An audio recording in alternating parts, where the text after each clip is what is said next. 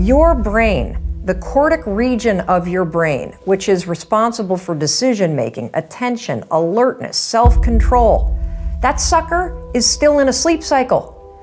And now that you're awake, it's going to take the cortical region almost 4 hours to actually snap out of that sleep cycle. That's why you feel groggy. It's because the part of your brain that's responsible for critical thinking and being alert, it's actually still asleep. If you don't already do this, you've got to train yourself to be the kind of person that doesn't use the snooze alarm.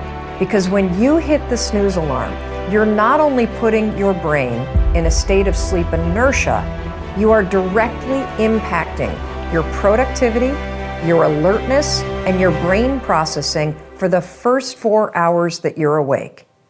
That's making life harder. I'm all about making life easier. So tomorrow, when the alarm goes off, I don't care how tired you are, I don't care how much you don't want to get out of bed, I want you to remember this. I want you to remember that you've got to wake up and give your brain its best shot to do its best work. And the way you're going to do it is 5, 4, 3, 2, 1, turn off that alarm and get up. Seize the day and go be productive.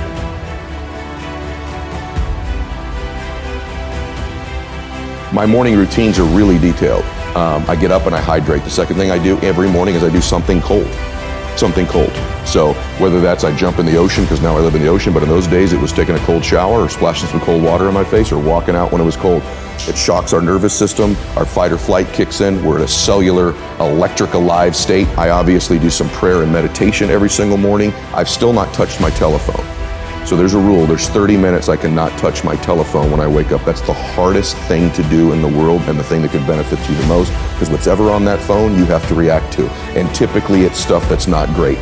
And so I don't touch that. I do my meditation and my prayer, and I do some stretching, I do some breathing exercises, and then at that point I allow myself to enter the world after I've got my state controlled. And I work out every morning, except for Sundays. I work out every morning. If you can find things to be grateful for in that space, man, is your life going to be rich when there really are external things to be grateful for. So my first mechanism out of that space was honestly to stack the things I was grateful for, and I started reinforcing it over and over and over again. And what happens is there's this reticular activating system in our brains, right? And all of a sudden, because that's the messaging I was giving myself, all of a sudden, all these things start to come into my awareness that I'm grateful for. I start to magnetize to myself some people that I needed to find into my life, and that was the next layer. I started to see things to be grateful for. My health, my fitness, people who loved me. And what it is, it changed my state. When I stacked gratitude, I changed what I did in the morning, and I changed what I did in the evening. And so somehow by grabbing control of my morning and by grabbing control of my evening, I got some measure of control over the middle of my day. I was an out of control person back in those days, meaning this: I woke up worried, stressed, fearful, and I immediately start thinking about a bill I had to pay, something that was wrong, and I'm in a state of reaction to begin I'm talking within 6 minutes of waking up, 6 seconds. Most people listening to this, that's what they do. I said, I gotta grab control of my morning, and I set up routines in my morning. Maybe they served me, maybe they didn't, but they were things I could deliver on doing for myself. And so not only did that give me control over the day, but I started to stack my self-confidence too.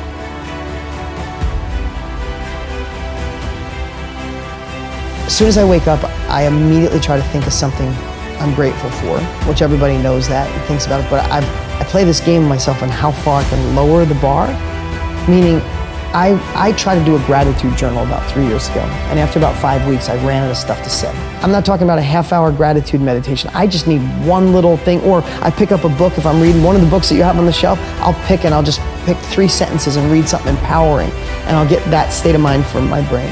And then I think about one win I had the day before. Because I know as entrepreneurs, as somebody searching for success, we never give ourselves credit. We never treat a friend the way we treat ourselves. It's like, I know I've had days I've gone till 10 o'clock at night, and man, I got nothing done today. It's the biggest lie. Like, we beat ourselves up. We're like these racehorses. We wouldn't even treat a racehorse that we owned as bad as we treat ourselves, right? So I wake up and I'll do a quick little gratitude, and they'll say, what was one win yesterday that I accomplished? And I'm like, wow, I did do that yesterday. And then I'll think of one win I want to do that day. Like, what? I'm gonna need a million things done today, but what's a must today that would be a great win?